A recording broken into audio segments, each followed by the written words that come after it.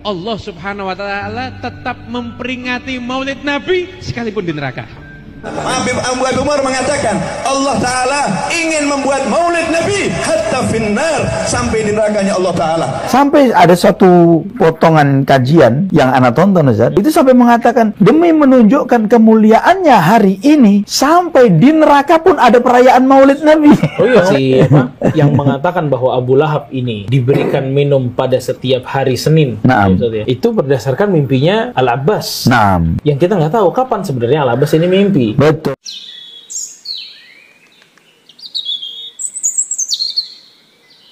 Assalamualaikum warahmatullahi wabarakatuh. Alhamdulillah wassalatu wassalamu ala rasulillah wa ala alihi wa sahbihi wa mawala amma ba'du. Jumpa lagi sahabat dengan channel saya, sahabat anak pasar hijrah. Kali ini sahabat ya, saya akan menampilkan sebuah video terkait pernyataan dongeng para Habib, yang mana Habib ini bercerita katanya Abu Lahab setiap hari Senin itu minum air dari surga. Dan dari situ juga sahabat ya, karena Abu Lahab ini katanya cinta dengan kelahiran Nabi SAW, sehingga Abu Lahab diperkenankan oleh Allah Subhanahu wa taala untuk merayakan maulid katanya di neraka. Subhanallah ya. Apakah mungkin sahabatnya orang yang sudah berada di neraka sempat-sempatnya mengadakan acara ritual-ritual seperti itu, sedangkan dalam neraka itu penuh dengan siksaan yang pedih tentunya. Dan apakah mungkin sahabatnya dongeng seperti ini atau cerita seperti ini bisa dijadikan hujah? Karena sahabatnya di dalam Islam itu yang bisa dijadikan pedoman adalah tentunya hujah dari Al-Quran dan hadis tentunya, bukan cerita-cerita khurafat seperti ini. Coba kita simak saja sahabatnya bagaimana Habaib ini bercerita. Katanya Abu Lahab minum air dari surga dan sempat-sempatnya melakukan ritual maulid Nabi di neraka. Allah balas dengan Allah berikan kenikmatan, bisa mendapatkan minuman dari jarinya. Saya memberikan jari-jarinya. Abu Lahab loh ini, Abu Lahab itu bukan cuma kafir, Abu Lahab itu sudah kafir yang paling top itu. Sampai turun ayat itu isinya hanya mencela Abu. Tapi lihat, karena senang dengan kelahiran Nabi Muhammad, rasa senangnya dengan kelahiran Nabi Muhammad, sekalipun orangnya masuk neraka tidak dilupakan oleh Allah Subhanahu wa ta'ala. Kata Habib Umar bin Hafid, beliau mengatakan begini, lah itulah Allah Subhanahu wa ta'ala tetap memperingati maulid Nabi sekalipun di neraka. Maulid Nabi di penghuni neraka ditunjukkan, ini loh, ini yang pernah berbahagia dengan kelahiran Nabi Muhammad, ini loh. Karena satu hal itu, Abu Lahab yang sudah tabbat yada Abi Lahab, nas Al-Quran divonis langsung oleh Allah Ta'ala, manusianya masih hidup, tempatnya neraka. Dimimpikan Abu Lahab setiap hari Senin dari ibu jarinya mendapatkan minuman di neraka, minuman surgawi. Sehingga setiap hari Senin Abu Lahab minum minuman surgawi di neraka. Seperti ini Al-Habib Umar bin Muhammad bin Salim bin Hafid Matanallah bituli hayati. Di masa Habib Anis saya pernah menanyakan tentang hadis, tentang cerita tersebut. Maka apa komentar Habib Umar? Habib Abu Umar mengatakan Allah Ta'ala ingin membuat maulid Nabi hatta finnar, sampai di nerakanya Allah Ta'ala.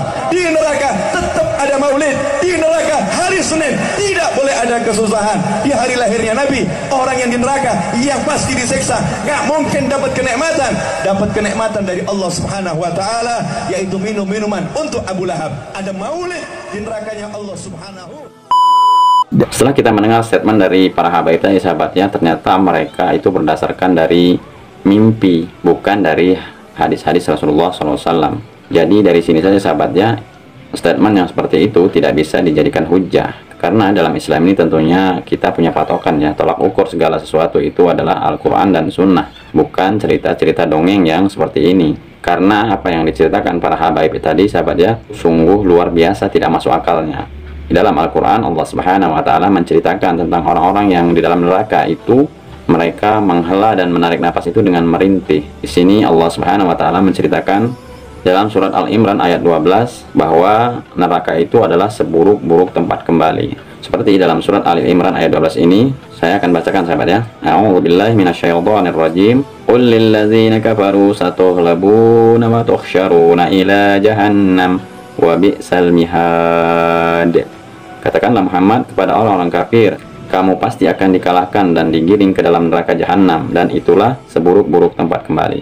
Jadi Allah Subhanahu wa ta'ala menerangkan bahwa neraka itu seburuk-buruk tempat kembali. Tidak mungkin statement dari Habib ini bahwa Abu Lahab itu sempat-sempatnya minum air dari surga dan melakukan ritual maulid Nabi. Tentunya menurut saya ini kedustaan yang nyata, sahabat ya. Dan tentunya banyak di ayat lain, sahabat ya, yang mengatakan bahwa neraka itu seburuk-buruk tempat kembali, seperti di surat Ali Imran ayat 151, 162, 197, dan banyak lagi, sahabat ya. Tentunya dari melihat ayat-ayat ini saja, sahabat ya, maka saya pribadi tidak percaya apa yang diungkapkan oleh para habaib ini.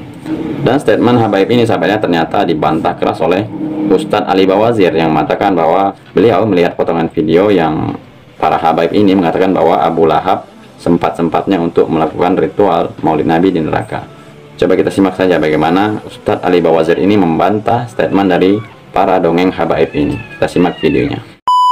Dan uniknya lagi Ustaz, sampai berdalil dengan apa? Sebuah riwayat yang menunjukkan bahwa Abu Lahab di neraka setiap hari Senin itu diberi minum. Sampai ada satu potongan kajian yang anak tonton Ustaz, itu sampai mengatakan demi menunjukkan kemuliaannya hari ini sampai di neraka pun ada perayaan Maulid Nabi. Oh iya, ngomong itu. La ilaha illallah. Itu kan, subhanal malikil qudus, subhanallah, subhanallah. Ini la haula wala quwata illa billah. Ana kadang berpikir, apakah si sang ustadz, sang dai ini ketika menyampaikan hal ini sadar tidak bahwa kegembiraan Abu Lahab ketika dilahirkannya Nabi SAW, kegembiraan dan cinta beliau ini kegembiraan yang bersifat fanatisme jahiliyah. Gembira karena lahirnya anak laki-laki bukan perempuan, ya kan? Kalau anak perempuan kubur gitu kan ya. Ini anak laki-laki, bukan cinta yang konteksnya iman. Sedangkan cinta yang hanya sifatnya naluriah, yang sifatnya alamiah, ini tidak akan berpahala cinta yang seperti itu. Tapi cinta yang bernilai adalah cinta yang karena iman,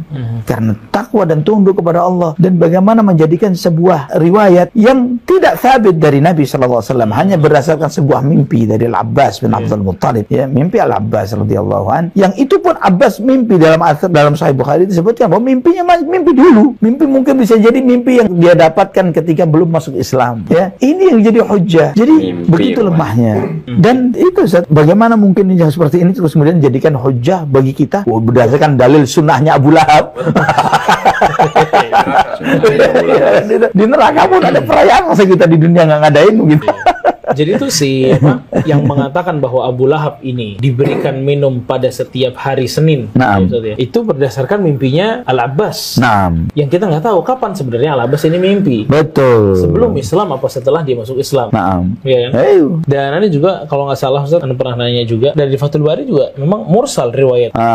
Begitu. Mursal riwayatnya. Dan itu dikatakan oleh Al-Hafidz Ibnu Hajar dalam Fathul Bari Syarah Sahih Bukhari, setelah menyebutkan riwayat ini, ya di bawahnya dia langsung bilangin ini mursal. Dan mursal itu mendim dari termasuk hadis-hadis yang dhaif. Ya, cuma ini itu selama itu ada dalil pasti diambil ya. Maksudnya selama itu ada kemungkinan. Sebagai penutup video saya, sahabatnya, semoga kita semua terhindarkan dari khurafat-khurafat yang ada di akhir zaman ini, yang mana sekarang ini banyak sekali para habaib gencarnya menceritakan dongeng-dongeng atau khurafat mereka yang tidak ada sumber dari Al-Quran dan Hadis. Jadi kita mohon kepada Allah Subhanahu wa Ta'ala agar kita dikokohkan dengan manhaj yang hak ini, yaitu manhaj salaf, yang mana para dai-dai salaf yang selalu gencar mendakwahkan tauhid tentunya. Dan semoga sahabatnya di penghujung akhir hidup kita nanti, kita dimatikan Allah Subhanahu wa Ta'ala dalam keadaan Islam tentunya, bukan percaya dengan khurafat atau tahayul yang sekarang ini banyaknya terjadi. Mohon maaf sahabatnya jika ada kekurangan dari video saya akhiri. Wabillahi taufiq wal hidayah. Assalamualaikum warahmatullahi wabarakatuh.